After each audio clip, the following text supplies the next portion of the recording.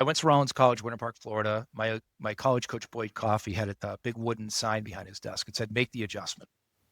And what I learned from Boyd when I went to school there was it's up to us as individuals to make adjustments, right? Whether we're not doing well in class, I'm struggling on the baseball field, I'm struggling in a relationship with my teammate, you're the one who has to make the adjustment. You can't control the other side. And back when I left my last job in corporate America, it wasn't the best circumstance. It was a reduction in workforce. And so I was interim CEO, CRO of a healthcare IT company. I helped the company grow from 85 million to 115 million, and we were cranking. It was awesome, and I loved it. But then we had some really tough external factors in the market that caused us to decrease revenue, and we had to cut like 4 million in payroll. And so I'm working with the board. I'm like, guys, I can probably cut 1 million. I don't know if we get to 4 million. Long story short, they're like, Chris, we're deciding to cut 4 million. You're the first phone call. And they're like, you did nothing wrong. It's external factors. Like, it's not your fault, basically. And so I got a bit of a severance, and I had 6 months to figure out my life, right? I had soft landing.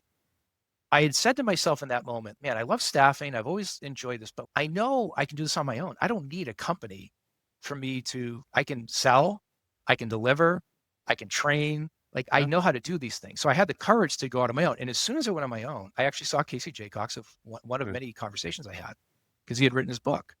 He's, Chris, just write the book. Like, you have it in your head, just write the book. So Make the Yeah. Adjustment started when I started my company, MTA Consultancy, which obviously stands for Make the Adjustment. And I started writing, and I worked with a partner in manuscripts. And I thought I was going to write a traditional leadership book on all the amazing lessons I learned in my career in leadership. But what my publisher taught me about writing, because I never wrote a book before, he said, just start writing. He goes, Chris, don't act like you know what it's about. Just start writing.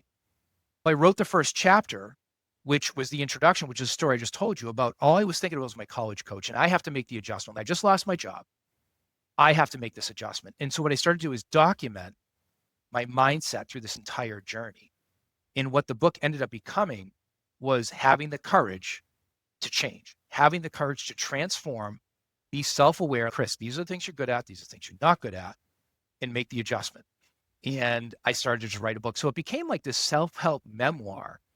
And there's tons of leadership lessons. If you're a leader, if you're in staffing, if you're a former athlete, there's a lot of anecdotes and stories that come from my background in baseball and in staffing. So, but I've had, like, my wife read it, who is a mental health therapist who knows nothing about baseball or staffing, and loved the book, and her friends love the book. So it's a book about having the courage to change and how to lead change in your own personal life, and then obviously also in your business.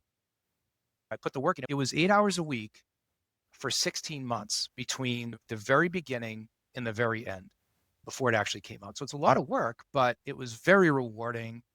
Certainly helped support my business. My clients were amazing. All of my clients bought anywhere between 10 to 100 copies each prior to the release, like in the Great. pre-release, which is amazing. Yeah. I'm very lucky. And that's the other thing too about, I'm all for it. Listen, I'm a revenue guy.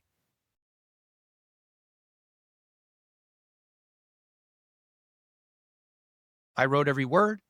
I edited every word. I researched everything. I had an amazing publisher and editing team and a revisions team.